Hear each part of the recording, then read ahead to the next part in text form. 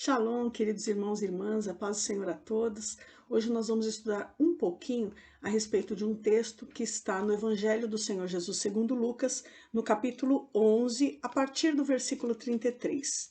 E nesse texto é o Senhor Jesus que está dizendo uma parábola e ele começa dizendo assim: ninguém, depois de acender uma candeia, que é um tipo de lâmpada, a põe em lugar escondido, nem debaixo do alqueire, que é um tipo de cesta, mas no velador, que é um lugar alto, a fim de que os que entram vejam a luz. Ele está dizendo, quem acende uma luz não esconde, põe essa luz para ser vista.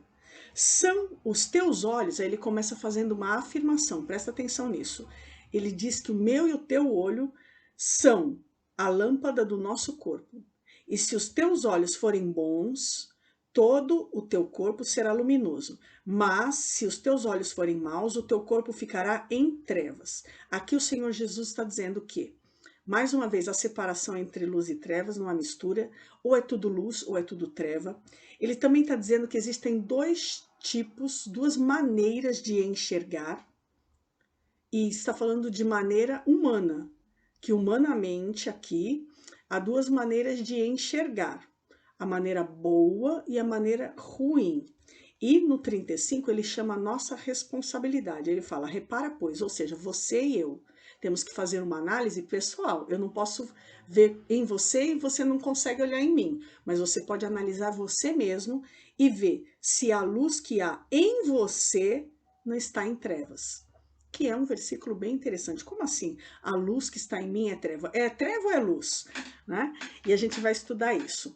Primeiramente, a Bíblia nos ensina que existe a maneira de Deus enxergar e a maneira do homem enxergar. Em 1 Samuel, no capítulo 16, versículo 7, o Senhor nos ensina a respeito de um assunto que ele estava tratando com Samuel, dizendo assim: porém o Senhor disse a Samuel, não atentes para a sua aparência, estava falando de Saul, nem para a sua altura, porque eu rejeitei. Porque o Senhor não vê como o homem vê. O homem vê o exterior, porém o Senhor vê o coração, ou seja, o interior. Deus está afirmando que nós, humanos, enxergamos somente o exterior, enxergamos por aparência.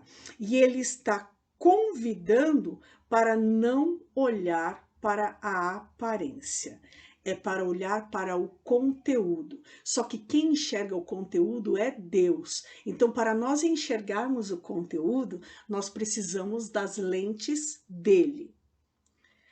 Em Números, capítulo 13, versículo 33, a Bíblia fala o seguinte: temos visto ali gigantes, os filhos de Anak são descendentes de gigantes, e éramos aos nossos próprios olhos como gafanhotos, e assim também o éramos aos olhos deles. Primeiro, os filhos de Anak não viram os espias, porque senão eles não tinham saído vivo de dentro lá daquela cidade. Eles achavam isso, eles pensavam dessa maneira. Eles foram tão influenciados pelo que eles viram, que isso mudou a opinião deles a respeito deles mesmos.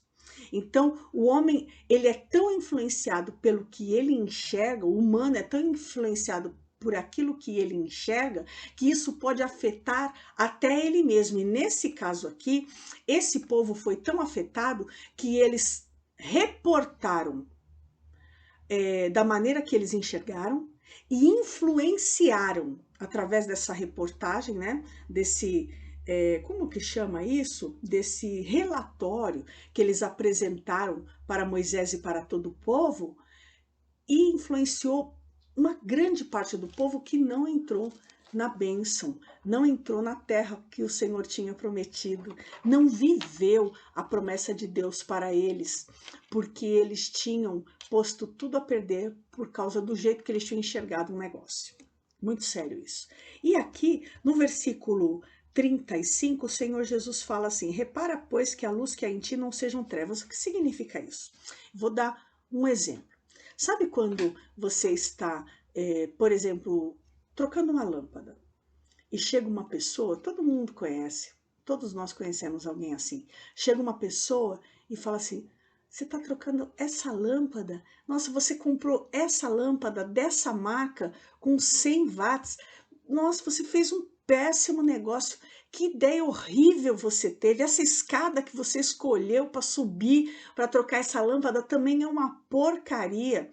Bota defeito imediatamente naquilo que você está fazendo. É um exemplo. Um outro exemplo é quando você vê, por exemplo, alguém que vê duas pessoas conversando lá no fundo da igreja e fala assim, devem estar fazendo fofoca.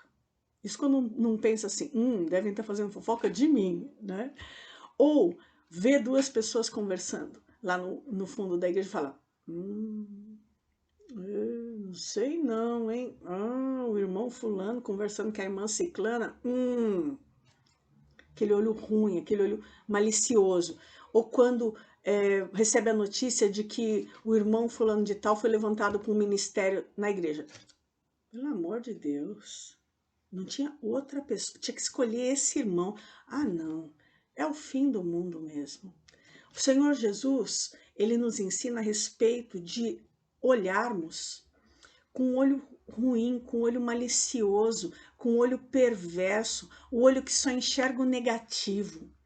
E isso acontece porque o olho negativo ele só atrai o lado negativo, é igual um ímã, que o negativo se liga ao negativo e o positivo se liga ao positivo. No olho negativo, tudo que é ruim, tudo que é o pior, a pessoa capta, mas ela não consegue captar o positivo. Esse é o olho mau que o Senhor Jesus está descrevendo aqui.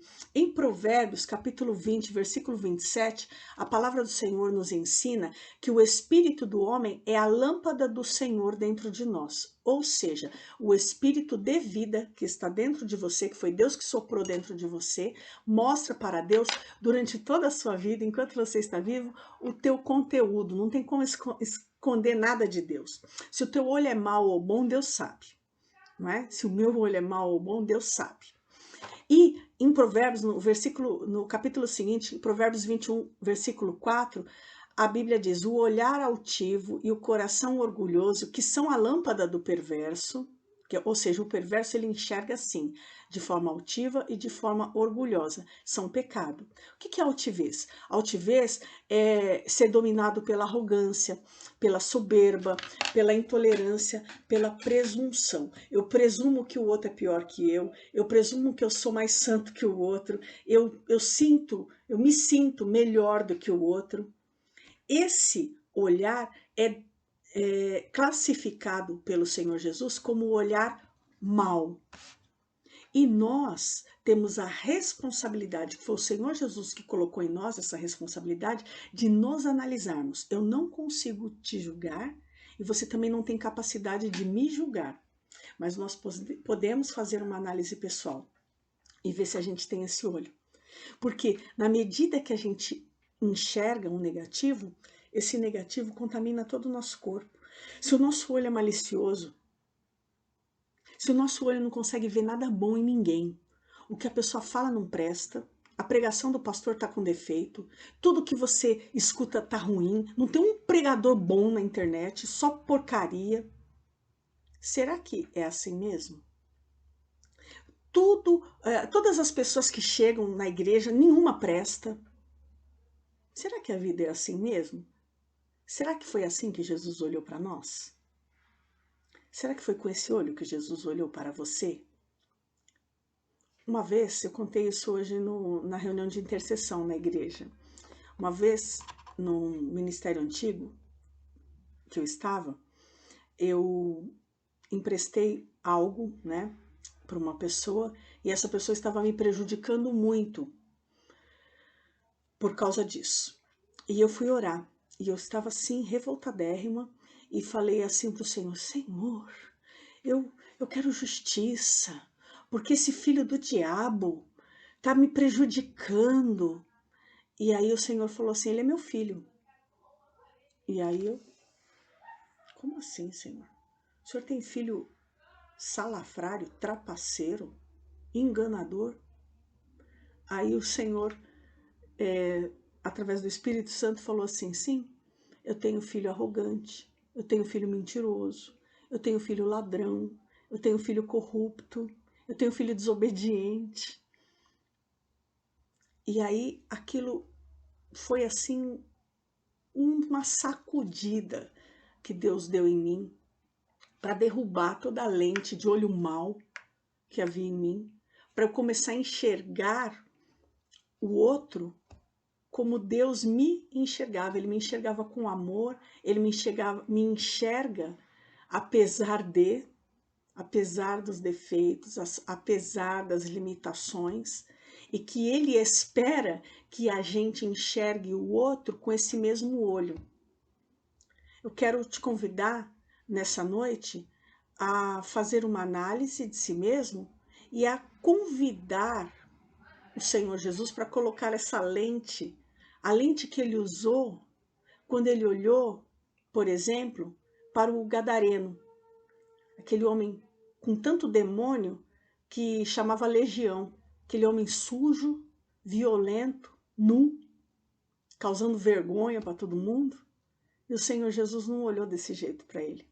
Ele viu a possibilidade daquele homem ser completamente liberto, ter a vida dele transformada, restaurada, modificada pelo poder de Deus.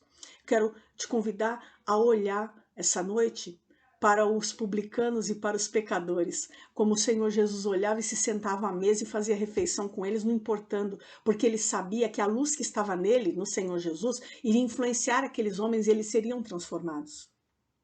Eu quero te convidar a olhar para o outro nessa noite como Jesus olhou para a mulher adúltera. Aliás, ele nem olhou, né? Ele não levantou os olhos. Ele não julgou. Ele simplesmente a ensinou. E a livrou da morte por apedrejamento. Eu quero te convidar nessa noite a olhar para o perverso, para olhar para as coisas com um jeito que Deus olha, com o olhar de Deus, não com um olhar de sentença, de derrota, mas o olhar de possibilidade, que o olho criativo de Deus trabalha em qualquer situação e consegue limpar até o local que está mais sujo.